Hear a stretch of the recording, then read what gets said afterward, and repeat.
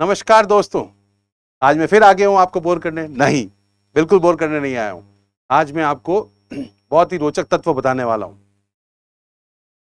Boris Johnson क्यों है वो चर्चा में, ऋषि सुनक वो भी क्यों है चर्चा में, आज विस्तार से जानेंगे। ब्रिटिश सांसद के बारे में, क्या है वहां की चुनाव प्रक्रिया और क्यों है वो इतने चर्चा में, ये दोनों लोग क्यों हैं इतने चर्चा में, क्या ऋषि सुनक एक नया इतिहास रचने वाले हैं।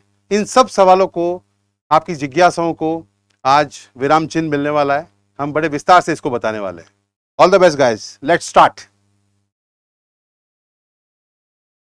स्टार्ट करने से पहले मैं आपको कुछ मोटिवेशन, कुछ लाइनें आपके साथ शेयर करना चाहता हूं। इंग्लिश में एक कहावत है, do something worth writing and right something worth reading. कुछ ऐसा कर जाइए कि लिखने में आनंद आए और कुछ ऐसा लिख जाइए कि पढ़ने में आनंद आए। तो आज की क्लास बहुत नॉलेज वाली है, बहुत विवेक वाली है, बहुत विजडम वाली है। तो आप इसको पूरे ध्यान से देखिएगा। छोटा सा हमारा प्रयास है, प्रयास में साहस है। तो let's start this wonderful class.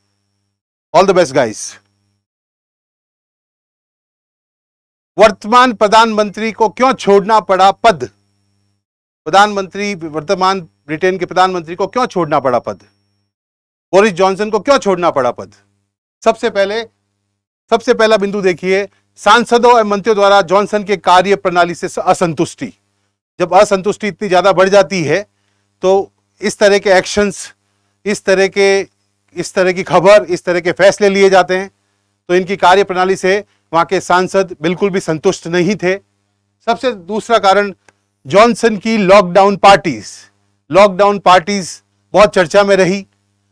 वैसे भी ये अपनी हेयर स्टाइल की वजह से बहुत चर्चा में रहते ही हैं, पर लॉकडाउन पार्टीज की वजह से और भी चर्चा में रहे और वही इनका सबसे बड़ा बाधा का एक पिलर साबित हो गया। बेसिकली कुछ नेताओं के अनैतिक स्कैंडल्स, इनके कुछ नेताओं के अनैतिक स्कैंडल्स भी बहुत ज्यादा चर्चा में रहे। तो इन सब मुख्य कारणों की वजह से इनको अपना इस्तीफा देना पड़ा। इस पूरी चीज को समझने के लिए सबसे पहले हमको पूरी ब्रिटेन की संसद को समझना पड़ेगा। क्या इसका स्ट्रक्चर है, कैसे ये फंक्शन करती है। अगर थोड़ा सा समय लेंगे, अपन इस पूरे चार्ट को समझेंगे। जटिल चार्ट नहीं है, हम कोशिश करेंगे इसको बहुत सरल भाषा में, एक आम कॉमन मैन अंडरस्टैंडिंग के रूप में आपके सामने साझा की जाए। सबसे पहला आप ये समझिए कि ये संवैधानिक राजतंत्र है। संवैधानिक राजतंत्र है। हमारे यहां पे गणतंत्र है, वी कॉल इट रिपब्लिक। संवैधानिक राजतंत्र और गणतंत्र में क्या फर्क है? गणतंत्र में हेड ऑफ द स्टेट जो है वो चुना जाता है, वो इलेक्ट किया जाता है। और संवैधानिक राजतंत्र में हेड ऑफ द स्टेट कभी भी नियुक्त नहीं किया जाता, इलेक्ट नहीं किया जाता। वो वंशागत तरीके से, हेरिडिटरी से पीढ़ी दर पीढ़ी चलता आता है। तो ये बहुत इंपॉर्टेंट बात है और इसको हमको समझने की आवश्यकता है कि ब्रिटेन की संसद में संवैधानिक राजतंत्र है। तो यहां पे head of the state would never be elected by the citizens. वो कभी भी नियुक्त नहीं किया जाएगा लोगों के द्वारा, वो पीढ़ी दर पीढ़ी चलता रहता है। अब आप जानिए, संवैधानिक राजतंत्र के 3 प्रमुख हिस्से हैं। सबसे पहला हिस्सा क्या है? विधायिका, दूसरा है कार्यपालिका और तीसरा है न्यायपालिका। ये 3 मुख्य पिलर्स हैं, स्तंभ है। और ब्रिटेन संसद की विधायिका में दो बड़े हाउस है। सबसे पहला हाउस है हाउस ऑफ कॉमन्स, जिसको हम हमारी भाषा में लोकसभा कह सकते हैं। जैसे हमारे यहां लोकसभा है, वैसे हाउस ऑफ कॉमन्स। दूसरा है हाउस ऑफ लॉर्ड्स, जिसको हमारे हिंदुस्तान के परिप्रेक्ष्य में आप समझ सकते हैं राज्यसभा। अब इसमें एक अपवाद, एक एक्सेप्शन है। There is an exception to it, there is अपवाद टू इट। क्या अपवाद है? हिंदुस्तान में राज्यसभा और लोकसभा में से कोई भी आदमी प्रधानमंत्री बन सकता है, पर ऐसा नहीं है ब्रिटेन की संसद में। ब्रिटेन की संसद में हाउस ऑफ कॉमन्स में से ही प्रधानमंत्री नियुक्त किया जाएगा, इलेक्ट होता है। ये एक बहुत बड़ा डिफरेंस है। और हाउस ऑफ कॉमन्स में 650 सदस्य हैं, 650 सदस्य हैं। उस कहां से है ये भी आपने को जानना चाहिए कि 650 मेंबर्स है वो कौन कौन से अलग अलग देशों से हैं। सबसे पहले इसको याद करने का तरीका है, आप इसको इस तरह से याद कीजिए, ESWN। ESWN लगता है ना कोई टीवी चैनल, स्पोर्ट्स चैनल के जैसा नाम है, पर याद करने का तरीका है। इसको याद कर लीजिए, ESWN। ई का मतलब है इंग्लैंड, एस का मतलब है स्कॉटलैंड, डब्ल्यू का मतलब है वेल्स, एन का मतलब है नॉर्थर्न आइलैंड,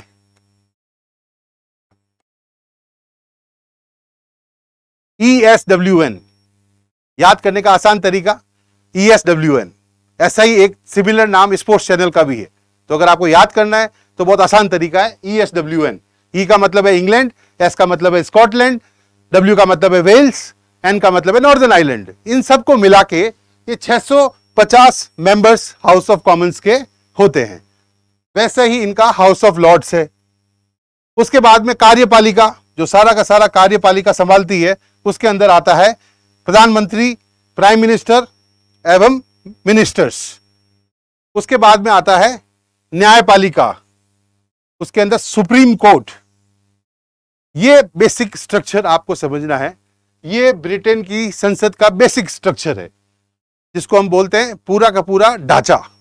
अब सबसे पहले अगर आपने संवैधानिक राजतंत्र समझ लिया कि संवैधानिक राजतंत्र का मूल कॉन्सेप्ट क्या है, the head of the state would not be elected by anyone. Head of the state किसी के द्वारा नियुक्त नहीं किया जाएगा, वो पीढ़ी दर पीढ़ी चलता रहता है। तो ये संवैधानिक राजतंत्र का एक बेसिक प्रिंसिपल है। और उसके अंदर ये तीन चीजें जो सबसे बड़े स्तंभ है, विधायिका, कार्यपालिका और न्यायपालिका। और सबसे अच्छी बात क्या है कि विधायिका के अंदर भी मैंने बताया आपको दो हाउस है, House of Commons, House of Commons, और दूसरा कौन सा बताया हमने, House of Lords. House of Commons को अगर हमारे परिप्रेक्ष्य में समझना है तो लोकसभा, और हाउस ऑफ लॉर्ड्स के बारे में समझना है, अगर आपको हाउस ऑफ लॉर्ड्स को हमारे परिप्रेक्ष्य में समझना है तो क्या है, ये भी बहुत आसान है, राज्यसभा। पर इसमें एक एक्सेप्शन मैंने क्या बताया, इसका एक अपवाद है। हिंदुस्तान के परिप्रेक्ष्य में देखेंगे आप, हमारे देश के परिप्रेक्ष्य में देखेंगे तो राज्यसभा और लोकसभा में कोई भी प्रधानमंत्री पद तक पहुंच सकता है। बट सबसे बड़ा डिफरेंस क्या है, ब्रिटेन संसद में यह पॉसिबल नहीं है, यह मुमकिन नहीं है। आपको अगर प्रधानमंत्री पद तक पहुंचना है तो आपको हाउस ऑफ कॉमन्स में से ही रास्ता निकलेगा, वहीं से जा सकते हैं। मुझे लग रहा है कि हमारा ये प्रयास बड़े आसान शब्दों में हम आप तक पहुंचा रहे हैं। अगर आपको समझ में आ गया है तो उस पूरी स्क्रीन का आप स्क्रीनशॉट भी ले सकते हैं, तो यू कैन अंडरस्टैंड। आप पूरा कार्यप्रणाली आप बहुत आसानी से समझ पाएंगे। अब हम आगे बढ़ते हैं। क्या है ब्रिटेन में चुनाव की प्रक्रिया, what is the process? There has to be a process of election. तो पूरा प्रोसेस क्या है ब्रिटेन में चुनाव की प्रक्रिया? सबसे पहला बिंदु, बोरिस जॉनसन के इस्तीफे के बाद अब पार्टी नया नेता चुनेगी। तो नया नेता चुनेगी तो सबसे पहले बोरिस जॉनसन ने रिजाइन कर लिया है, तो अब उसकी जगह पे नया नेता पार्टी चुनेगी। प्रधानमंत्री पद की उम्मीदवारी घोषित करने के लिए 2 कंजर्वेटिव सांसदों का समर्थन अनिवार्य होता है।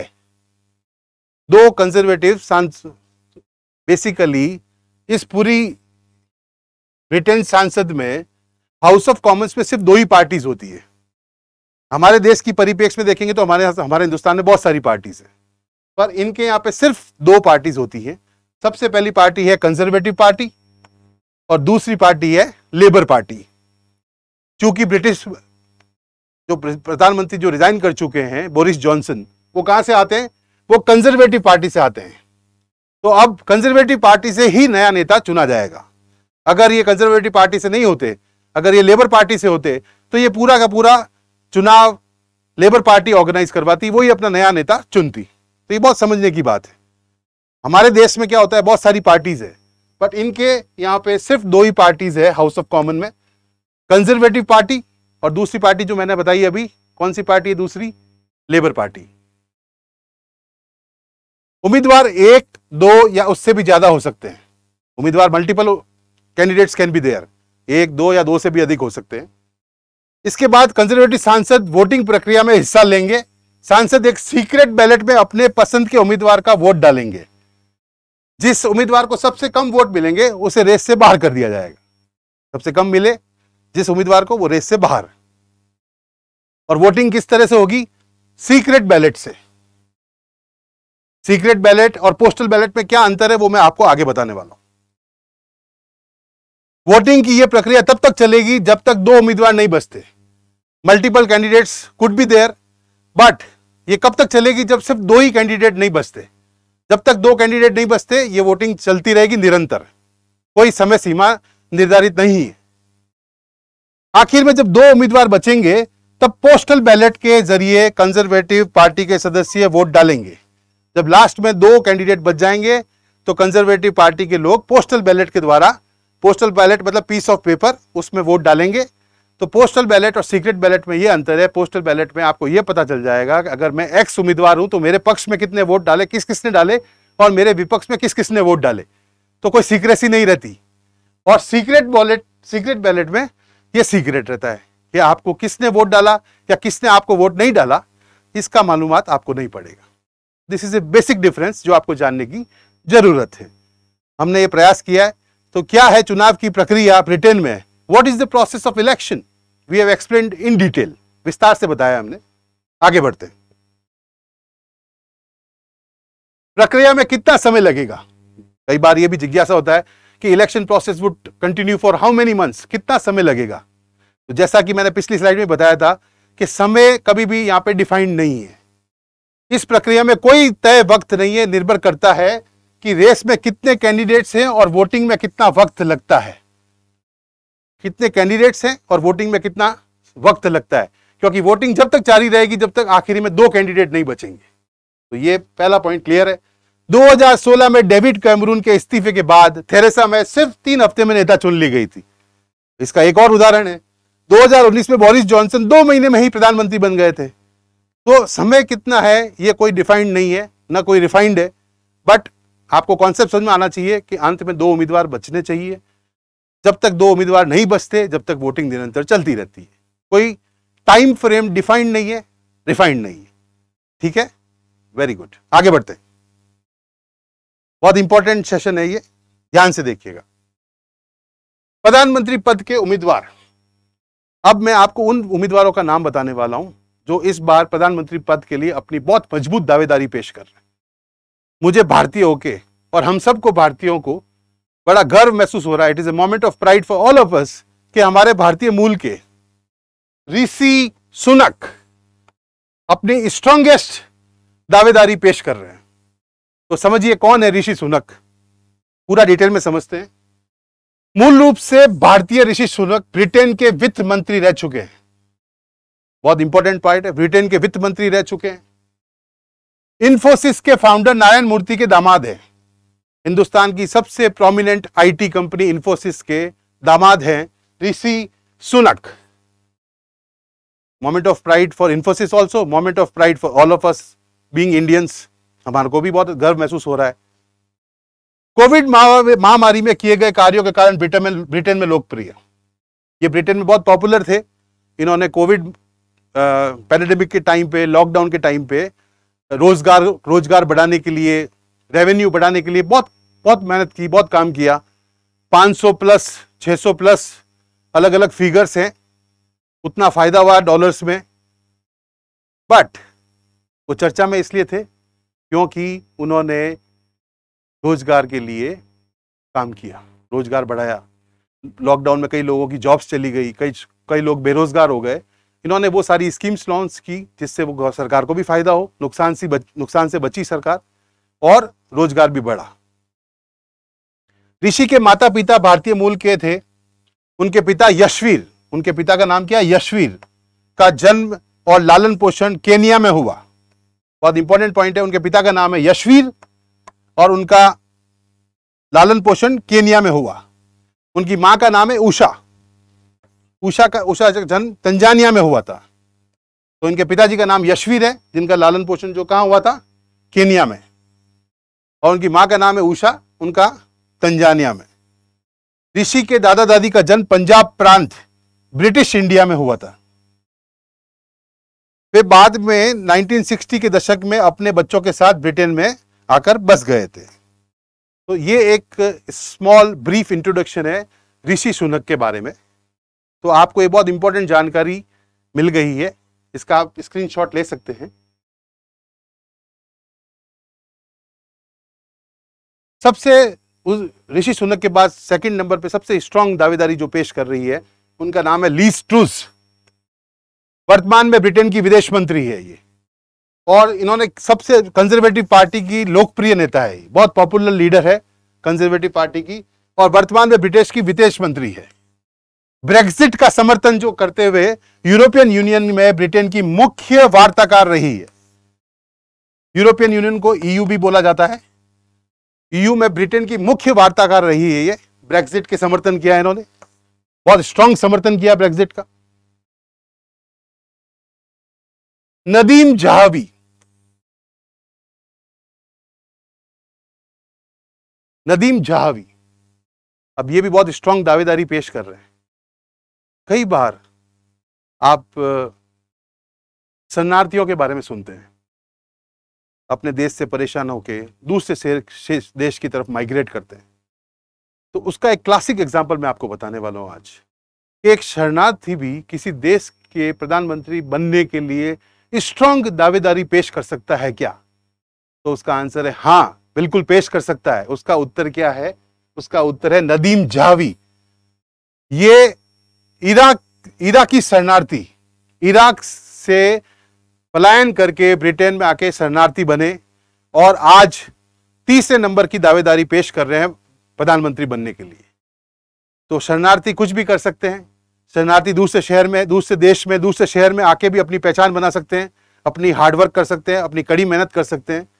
तो अगर शरणार्थी किसी दूसरे देश में जाके बस जाए और उसी देश का प्रधानमंत्री पद के लिए दावेदारी ठोक दे, तो समझिए, क्या समझ रहे हैं आप, कि कुछ भी करना पॉसिबल है। सिर्फ आप में कन्विक्शन होना चाहिए, आप में हार्डवर्क करने की क्षमता होनी चाहिए, और आपके गिरने के पश्चात उसी डबल पावर से आपको खड़े होने की ताकत होनी चाहिए। तो ये सब चीजें मिला लो तो इसका बेस्ट एग्जांपल है नदीम जहावी। सेव कर लीजिएगा। ये इराकी शरणार्थी हैं और तीसरे नंबर पे सबसे स्ट्रांग दावेदारी पेश कर रहे हैं प्रधानमंत्री पद के लिए ब्रिटेन के। साजिद जावेद, पूर्व प्रधानमंत्री मार्गरेट थैचर के समर्थक, स्ट्रॉन्गेस्ट सपोर्टर ऑफ पूर्व प्रधानमंत्री मार्गरेट थैचर। और इन्होंने क्या काम किया? ये बहुत स्ट्रांग सपोर्टर है फ्री मार्केट कैपिटलिज्म के बारे में, मुक्त बाजार पूंजीवाद। ये बहुत स्ट्रांग सपोर्ट पेश करते हैं फ्री मार्केट पॉलिसीज के बारे में। इन्होंने हरदम इस बात का सपोर्ट किया है कि हमारे कोई भी सरकार की पॉलिसीज उस देश की बिजनेस को बढ़ाए, उसकी बिजनेस की ग्रोथ हो, इकोनॉमी की ग्रोथ हो, उस देश का जीडीपी बढ़े। तो इन्होंने हरदम फ्री पॉलिसीज बनाई, पेश की है, सपोर्ट पेश किया है फ्री मार्केट कैपिटलिज्म के बारे में। फ्री मार्केट का मतलब है आप कोई भी बिजनेसमैन किसी भी देश से आके आपके इस वाले देश में आके अपना व्यवसाय स्टार्ट कर सकता है, रोजगार दे सकता है, इकोनॉमी को बूस्ट कर सकता है, खुद की आय बढ़ा सकता है, वो ग्रो कर सकता है। वो लचीलापन जो पॉलिसीज में होना चाहिए, इन्होंने हरदम उस चीज का सपोर्ट किया है। इसलिए इनको बोलते हैं मुक्त बाजार पूंजीवाद के घोर समर्थक, strongest supporter of free market capitalism. We need to understand this. वो अंग्रेजी में कहावत है ना, बीच में रोक रहा हूं, if you have to stand you have to understand. वापस बोल रहा हूं, if you have to stand you have to understand. अगर आप किसी चीज को अंडरस्टैंड कर गए तो आप स्टैंड हो जाओगे, खड़े हो जाओगे। तो आज आपने क्या समझा? फ्री मार्केट कैपिटलिज्म के बहुत स्ट्रॉन्गेस्ट सपोर्टर हैं ये साजिद जावेद। इन्होंने हरदम सपोर्ट किया है कि एक्स देश का आदमी वाई देश में आकर बिजनेस कर सके, ऐसे नियम कानून बनाने चाहिए जिससे रोजगार बढ़ेगा, बिजनेस अपॉर्चुनिटीज बढ़ेगी, ग्रोथ होगी, रेवेन्यू बढ़ेगा, जीडीपी बढ़ेगा, सब कुछ होगा। तो इन्होंने इसका बहुत स्ट्रांग सपोर्ट किया है और ये चौथे नंबर पर अपनी दावेदारी पेश कर रहे हैं। जेरेमी हंट, पूर्व स्वास्थ्य मंत्री, 2019 में जो प्रधानमंत्री के चुनाव में मॉरिस जॉनसन फर्स्ट बने थे, तो उनके बाद दूसरा स्थान प्राप्त करने वाले नेता कौन से थे? Jeremy Hunt. जैसे मैंने पहले पिछली स्लाइड में बताया था कि जब तक 2 उम्मीदवार नहीं बचते वोटिंग चालू रहती है। 2019 के इलेक्शन में ये दूसरे नंबर के नेता थे जेरेमी हंट। तो बहुत इंपॉर्टेंट है। 2019 में आपके सवाल में पूछा जा सकता है 2019 में कौन दूसरे नेता थे, राइट? तो ये आपको याद रहना चाहिए, इसीलिए हमने आपके साथ साझा किया है। All the best. Let's move to next slide. Penny Mordaunt Britain की रक्षा मंत्री रह चुकी है और ब्रेक्सिट की मुख्य समर्थक है। यह भी अपनी इस बार बहुत स्ट्रांग दावेदारी पेश कर रही है प्रधानमंत्री पद के लिए। हमको ये सब चीजें जानकारी होनी चाहिए। आज हिंदुस्तान में कुछ भी होता है, विदेशी मीडिया उसकी प्रतिक्रिया देता है, चाहे पॉजिटिव दे चाहे नेगेटिव दे, पर वो अपनी बात रखता है। तो आज विदेश में कुछ हो रहा है और वहां पे अगर भारतीय मूल के लोग अपना लोहा मनवा चुके हैं और अपनी दावेदारी पेश कर रहे हैं, इससे ज्यादा गर्व की बात हमारे लिए क्या हो सकती है। भारतीय मूल के वो नेता जो प्रधानमंत्री पद की अग्रिम रेस में है, जैसा कि मैंने पहले ही बता दिया, ऋषि सुनक पहला नाम, दूसरा नाम क्या है, सुएला ब्रेवरमैन। याद रखिएगा, सुएला ब्रेवरमैन सरकार की सबसे सीनियर लीगल ऑफिसर, कानूनी अधिकारी, सबसे सीनियर मोस्ट। तीसरा प्रीति पटेल, ब्रिटेन की गृह मंत्री। ये सब लोग भारतीय मूल के हैं और अपनी स्ट्रॉन्गेस्ट दावेदारी ठोक रहे हैं प्रधानमंत्री पद के लिए। हम इंडियंस को बहुत गर्व महसूस हो रहा है, a moment of pride for all of अस। इसीलिए आज दीक्षा क्लासेस के यूट्यूब प्लेटफॉर्म पर मैं पीयूष पुरोहित, वाइस प्रेसिडेंट दीक्षा क्लासेस, एक छोटा सा एफर्ट आपके सामने पेश कर रहा हूं ताकि हमारी विजडम बढ़े, हमारा विवेक और बढ़े, हमारे ज्ञान में कुछ एडिशन हो। इसीलिए हमने आज ये वीडियो छोटा सा आपके लोगों के सामने पेश किया है। इसके बाद वाली जो स्लाइड आने वाली है वो बहुत इंपॉर्टेंट है प्रतियोगी परीक्षाओं के लिए, राइट? तो उसको आप ध्यान दीजिएगा कि उसमें कौन कौन सी चीज है और क्या आने वाला है। देखिए अगली स्लाइड। भारतीय मूल के वे व्यक्ति जिन्होंने विदेशों में भारत का नाम रोशन नहीं किया है, उससे आगे भी लेके जा चुके हैं। सबसे पहला नाम क्या है, याद रखिए, दादा भाई नौरोजी, भारतीय मूल के ब्रिटेन के पहले सांसद Dadabhai Naoroji. Richard Rahul Verma, Bharat America के बीच असैन्य परमाणु समझौतों में सबसे अहम भूमिका। बॉबी जिंदल, अमेरिका के लुसियाना प्रांत के गवर्नर। Kamla Prasad Bissessar, Trinidad and Tobago की पूर्व प्रधानमंत्री।